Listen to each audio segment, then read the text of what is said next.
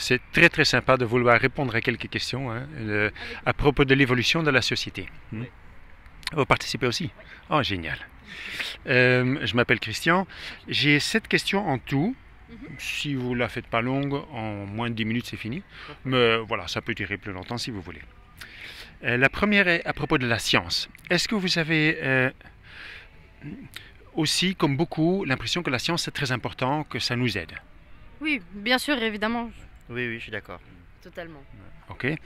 Euh, Parfois, par contre, on doit garder un esprit critique. Dans le passé, ça s'était avéré plusieurs fois. L'exemple le plus flagrant, peut-être, c'est que dans les années 50-60, il y avait des médecins qui disaient fumer, c'est bon pour la santé, même les femmes enceintes peuvent fumer.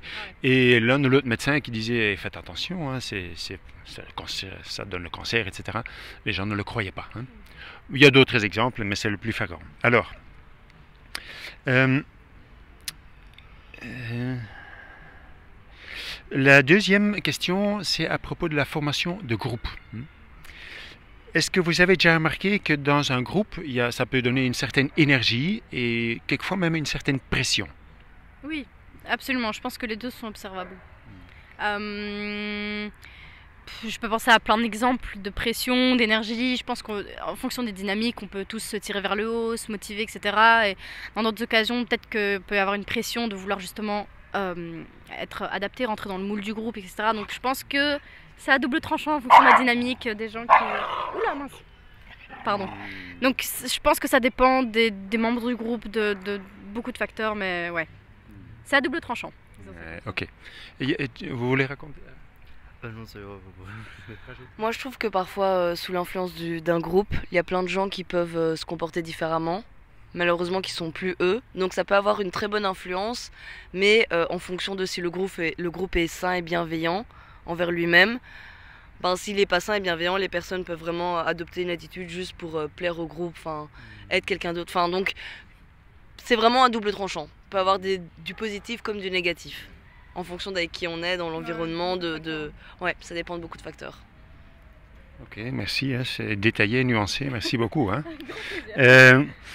Est-ce que, selon vous, qu'est-ce qui est le plus dangereux pour une société? Je veux dire, suivre ensemble sans trop réfléchir ou garder un esprit critique? Le plus dangereux, vous dites? Le plus dangereux pour une société? Le plus dangereux serait de suivre la masse sans se poser de questions. Donc évidemment, garder son esprit critique, essayer de nuancer nos propos. Et ouais, vérifier les sources, ce qu'on entend, ce qu'on raconte, etc. Essayer de réfléchir par nous-mêmes, c'est super important. On peut avoir un esprit critique parce que, je pense que suivre le groupe, ce serait quelque chose, c'est ce qui serait le plus dangereux parce que il y a beaucoup de personnes qui arrivent à, parce que dans un groupe il y a toujours un leader, on va dire, et il y a beaucoup de personnes qui arrivent à monter, on va dire, dans l'échelle et à devenir, on va dire, ce leader. Et ces personnes ne sont pas forcément les personnes qui sont les plus aptes à diriger un groupe. Et le problème c'est que si le groupe ne remet pas en question, on va dire, ce genre de leader, ben, on va suivre quelqu'un qui ne sait pas de quoi il parle, ou alors on va suivre quelqu'un qui prend de mauvaises décisions. Et donc c'est pour ça que c'est important de savoir soi-même, avoir un esprit critique sur ce qu'une personne fait et décider si on suit le groupe ou pas. Voilà. C'est très très clair. Hein. Vous voulez rajouter? Ils ont tout dit en fait, hein. Je suis totalement d'accord avec eux. Vous êtes des jeunes gens intelligents, hein, ça c'est clair. Hein. Alors, ma troisième question. Est-ce que vous avez remarqué que les dernières années, encore bien plus qu'avant, des scientifiques qui ne répondent pas à ce qui est le mainstream ne sont pas acceptés, ne sont pas pris dans un débat, ne sont pas repris dans les médias, on les ridiculise, il y en a qui sont... Est-ce que vous avez appris ça? Pardon, excuse-moi, à propos de plusieurs thèmes d'ailleurs. Je pense que j'ai pu observer ça. J'ai pas énormément fait attention pour être complètement honnête, mais ça ne m'étonnerait pas qu'on mette de côté certaines personnes juste parce qu'elles n'ont pas un avis conforme au groupe, même si c'est basé sur des faits scientifiques ou des études ou des preuves. Donc je pense, j'ai pas observé ça directement, j'ai pas fait énormément attention pour être honnête, mais ça ne m'étonnerait pas. Eh bien, enfin moi je remarque beaucoup, enfin je remarque souvent même parmi les grands, on va dire des avancées scientifiques. Je vais donner un exemple, hein. Je peux donner un exemple de par exemple Elon Musk. Juste, c'est un très bon, on va dire, un très bon homme d'affaires, hein. C'est quelqu'un vraiment, mais c'est juste c'est pas quelqu'un qui va voir l'aspect scientifique, on va dire, de tout ce qu'il entreprend, on va dire. Il va plus voir l'aspect commercial. Et donc lorsqu'on va laisser parler des personnes un peu plus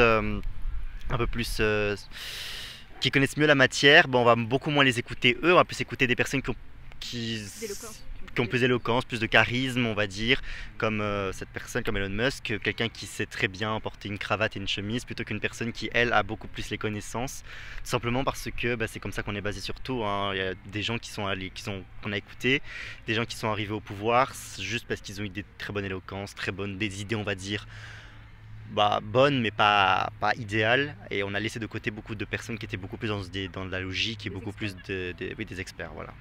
Donc Comment ça se fait que vous parlez avec moi? J'ai pas de cravate, hein. Est-ce que vous voulez rajouter quelque chose, madame? Mais encore une fois, je trouve qu'ils disent, ils disent tout, quoi. Ils se sont préparés, hein. Avec leurs mots, ils font bien ça. Ok, ma quatrième question.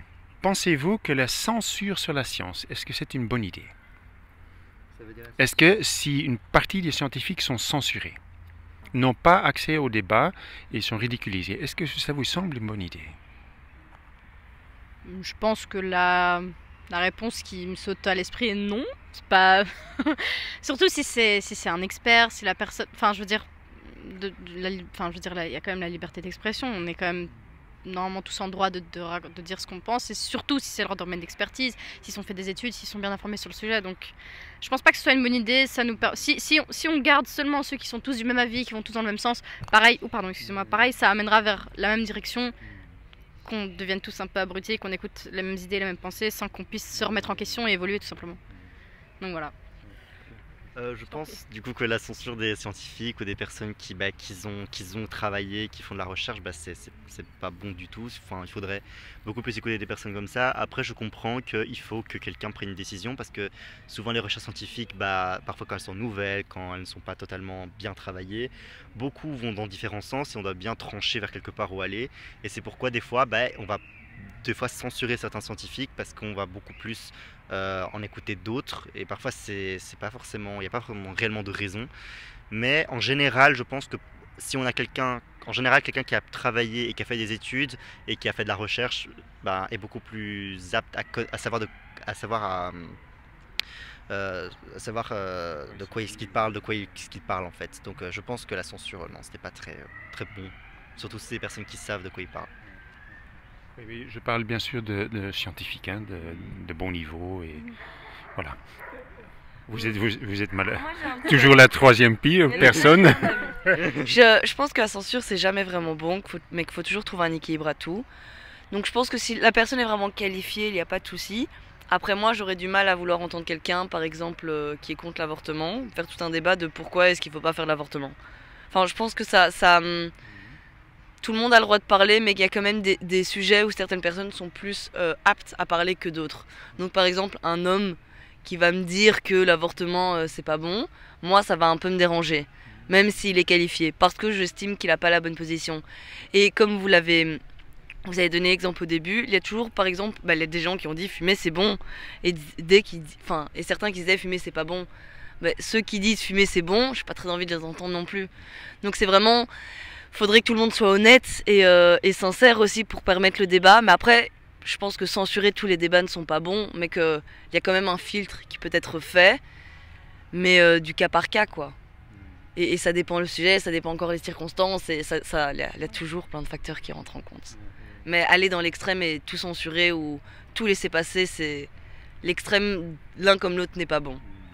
Mais voilà, c'est quand même pas bon la censure. Merci beaucoup, hein, c'est très nuancé. Et en effet, on est tous plus ou moins sensibles à ceci ou à cela. Et dans ce sens-là, moi j'ai l'impression que le débat est juste intéressant peut-être. Mais bon, voilà, c'est pour ça que je prends le temps avec vous. Hein. Alors,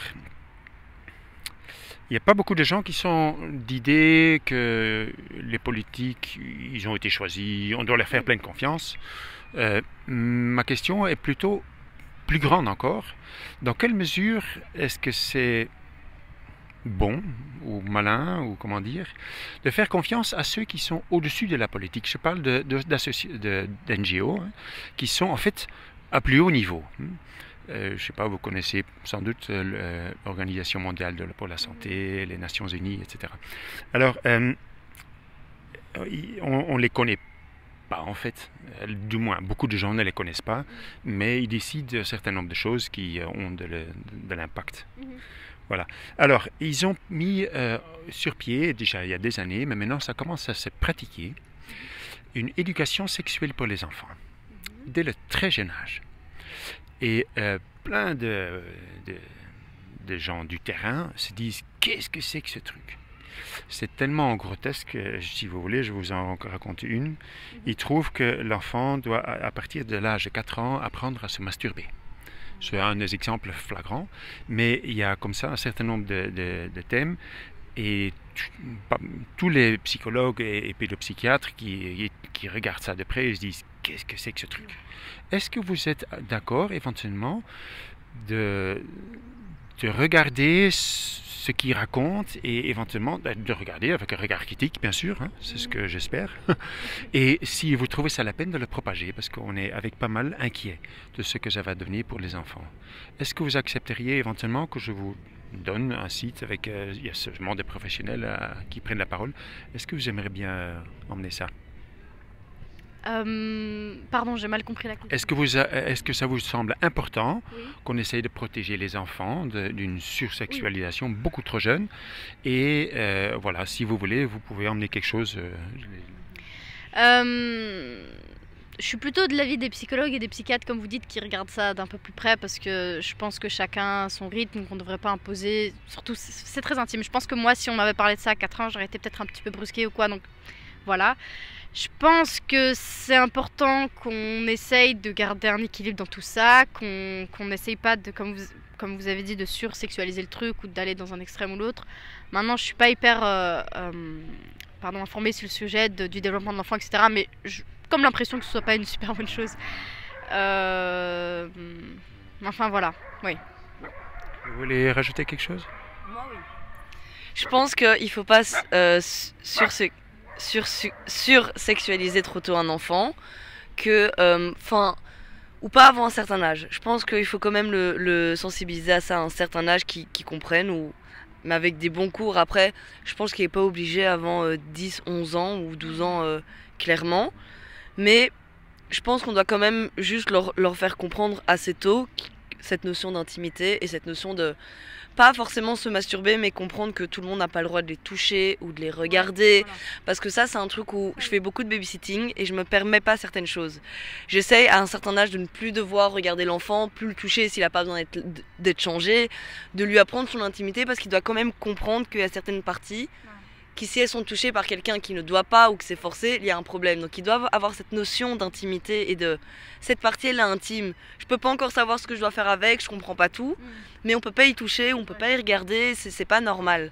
Ça, je pense que c'est important et qu'il faut que les enfants apprennent ça, mais ils doivent pas savoir se masturber avant un certain âge, ils doivent pas savoir forcément comment est fait l'appareil génital de l'autre sexe avant un certain âge. Et voilà, après, je pense que c'est pas plus mal de quand même leur faire comprendre qu'ils sont tous différents, qu'il faut s'accepter, parce que je sais que les jeunes enfants avant 12 ans, je pense que quand même ils s'explorent. Ouais. Et je pense que les petits garçons s'explorent beaucoup aussi entre eux, et qu'ils regardent, ils calculent. Je sais que ça arrive à un certain âge. Je me dis, voilà, leur faire comprendre que tout le monde est différent, mais que tout le monde est beau comme il est, et juste accepter après. Voilà, je trouve ça compliqué de trouver l'équilibre entre les sensibiliser au fait qu'on est tous différents, tous beaux, qu'on ne doit pas être touchés, enfin, vous avez compris, ouais. Et ne pas trop les sursexualiser, mais voilà, faut faire attention, et c'est vrai qu'apprendre à se masturber avant un certain âge, c'est pas utile. Ça me touche énormément, comment vous le racontez, hein?